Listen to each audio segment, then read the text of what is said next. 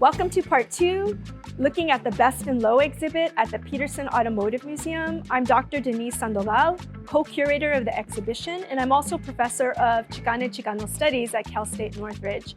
So in this exhibit, it was also important to sort of look at the lowrider aesthetics and customization being applied to other vehicles and objects outside of cars. And a perfect example are lowrider motorcycles, also known as V-Class.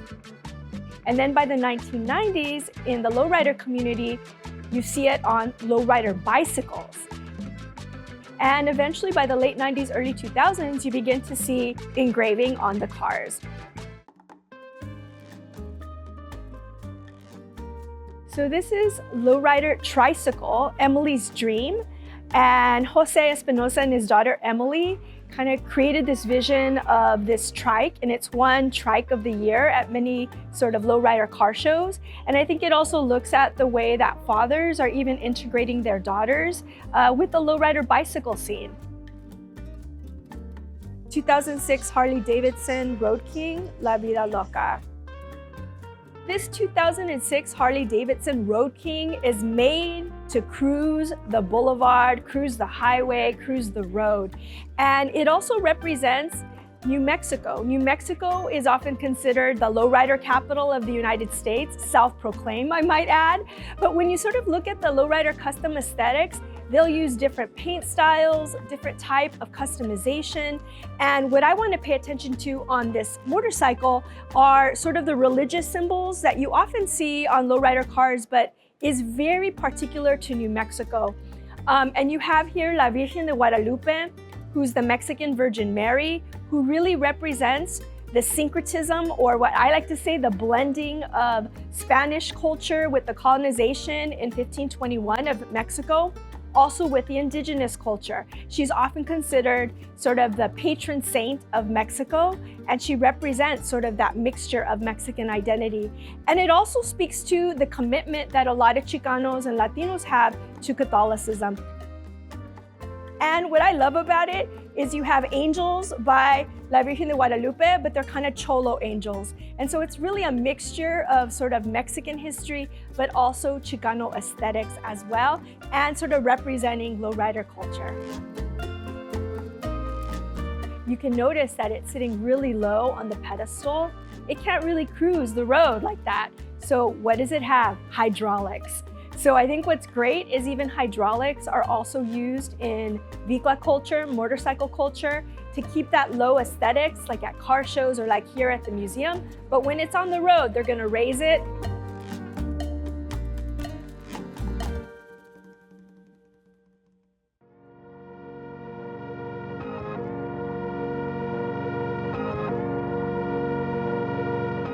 So before we take a deep dive into the world of hydraulics, let's spend some time talking about engraving.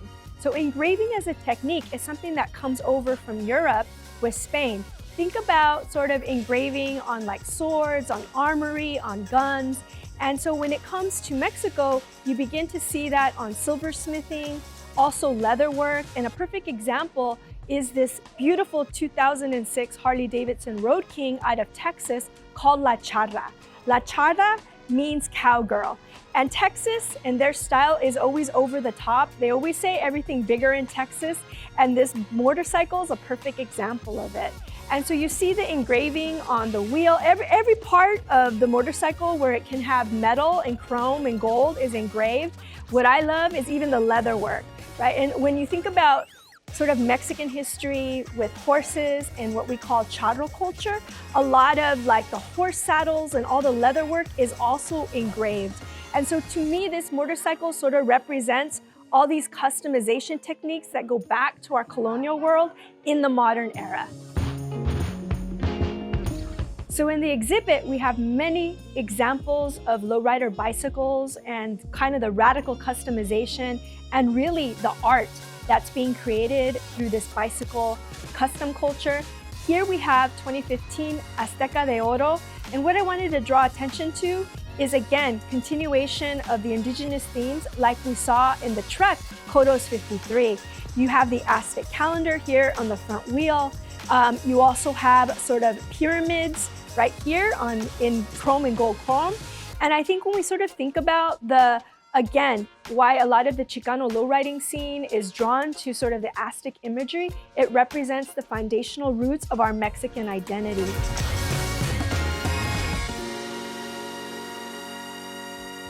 (1979) Lincoln Continental Mark V, Las Vegas.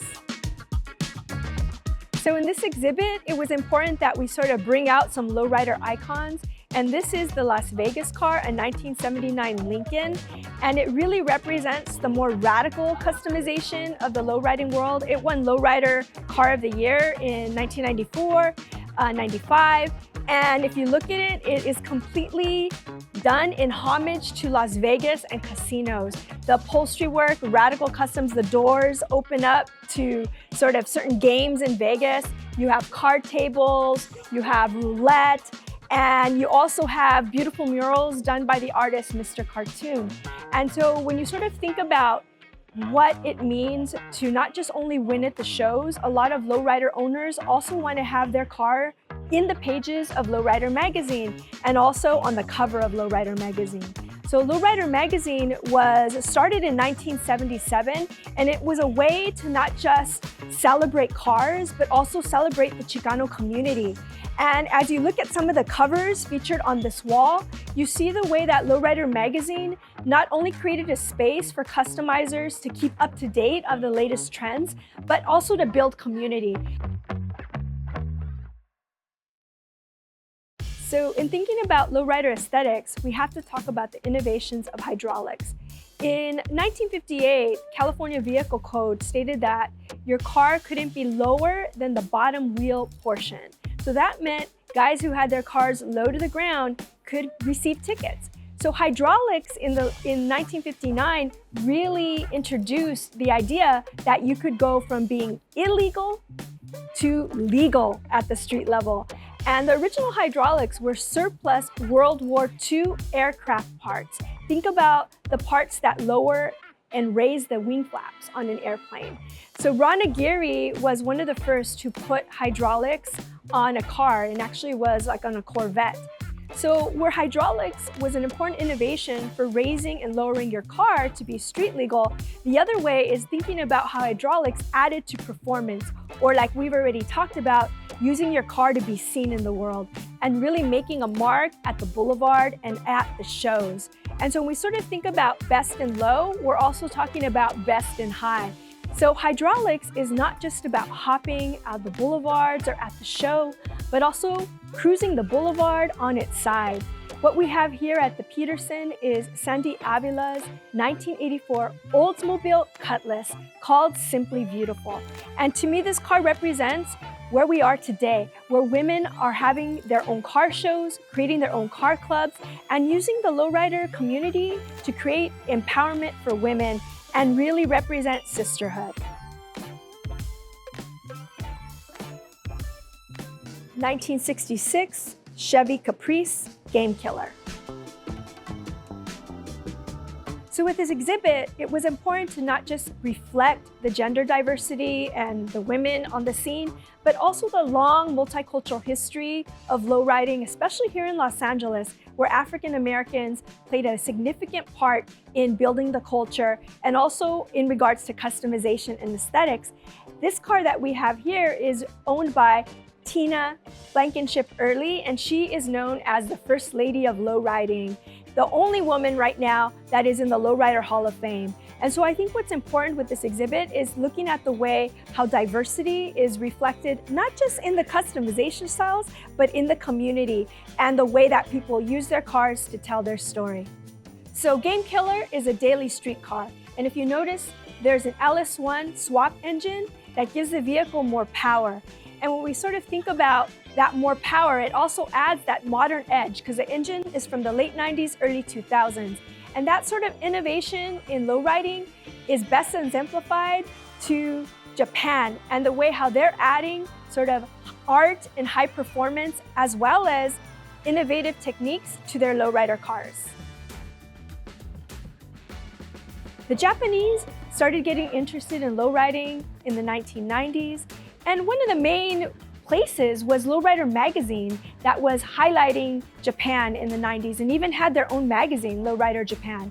So the Japanese at first were just importing cars from LA that were fully customized. And over the years, a lot of them came to a lot of the shops here, learned the skills, and now they have their own cars, their own shops, and some of the top customizers on the scene. So over the last 20 years, the Japanese lowriders have their own shops and have developed high level of customization skills and innovation. And a perfect example of that is this car, a 1958 Chevy Impala by Rohan Izawa art design. And the special technique is sort of this 3D paint that looks like embossed, but it's actually engraved. So this car is fully engraved from actual metalwork and paint. And I have never seen another car like this on the scene here in California. And I think what it represents is how the Japanese customizers are continuing to level up the skill set and also inspiring the lowriders here in the US.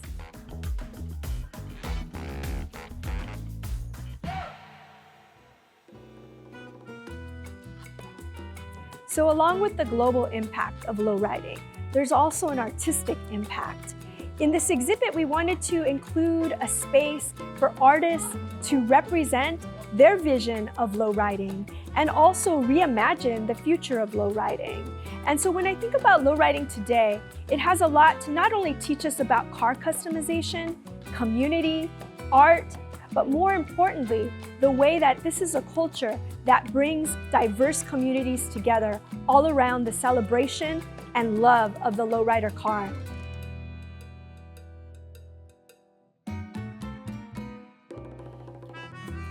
Hope you enjoy part 2 of this walk-around of the Best in Low exhibition at the Petersen Automotive Museum in Los Angeles. For part 1, follow the link in the description below. I'm Dr. Denise Sandoval. Thank you for watching.